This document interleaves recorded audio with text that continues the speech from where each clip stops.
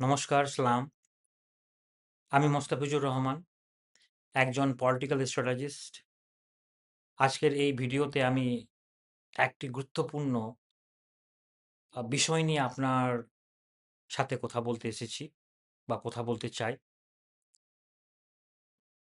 গণতন্ত্রে কেন আমাদের সচেতন থাকা জরুরি? বিশেষ করে ২০২৬ সালে পশ্চিমবঙ্গ বিধানসভা নির্বাচনকে সামনে রেখে আমি কিছু ইম্পর্টেন্ট কথা বলতে চাই। গণতন্ত্রের সবথেকে বড় শক্তি কি? আপনারা আশা করি সবাই জানেন। কোনো নেতা নয় কিন্তু, কোনো দল নয়, সাধারণ মানুষ অর্থাৎ আপনি নিজে। আপনার একটি ভোট শুধু একটি বোতাম চাপা নয়, এটি একটি সিদ্ধান্ত। আপনার ভবিষ্যৎ, আপনার পরিবারের ভবিষ্যৎ, এমনকি রাজ্যের ভবিষ্যৎ নির্ধারণ করার ক্ষমতা আপনার এই একটা ভোটের মধ্যে রয়েছে। কিন্তু সমস্যাটা কোথায়?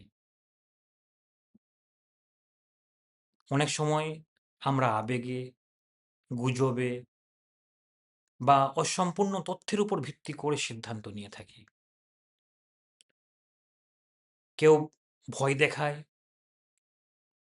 বা কেউ ভয়ের কথা বলে, কেউ বড়, বড় প্রতিশ্রুতি দেয় বা কেউ আবার সমাজের মধ্যে এসে বিভাজনের রাজনীতি করে।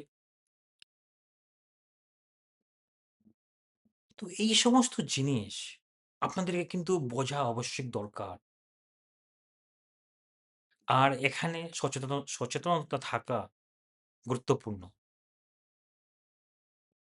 আপনাকে বুঝতে হবে যা শুনছেন তা কতটা সত্য, যা প্রতিশ্রুতি দেওয়া হচ্ছে তা কতটা বাস্তবসম্মত, এটা প্র্যাকটিক্যাল কিনা, আপনাদের গ্রাউন্ড লেভেলের সমস্যা কিনা। যে সমস্যা দেখানো হচ্ছে তা কি সত্যিকারের আপনার জীবনের সঙ্গে সম্পর্কিত কিনা? ২০২৬ সালের নির্বাচন শুধু একটি রাজনৈতিক লড়াই নয় কিন্তু। এটি একটি দিক নির্ধারণ করবে। পশ্চিমবঙ্গ আগামী ৫ বছরে কোন পথে যাবে সেটা কিন্তু আপনারা নির্ধারণ করবেন।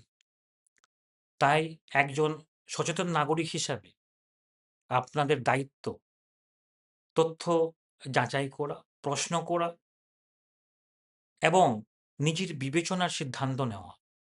কারণ গণতন্ত্র আ কখনো শক্তিশালী আ গণ গণতন্ত্র তখনই শক্তিশালী হয় যখন তার মানুষ বা জনসাধারণ সচেতন হয়। শেষে একটাই কথা বলব, আপনার ভোট শুধু আপনার অধিকার নয়, এটি আপনার শক্তি। তাই সচেতন হন, তথ্য জানুন এবং সঠিক সিদ্ধান্ত নিন। ওকে, আজকের জন্য এতটুকুই। নমস্কার। নমস্কার, সালাম।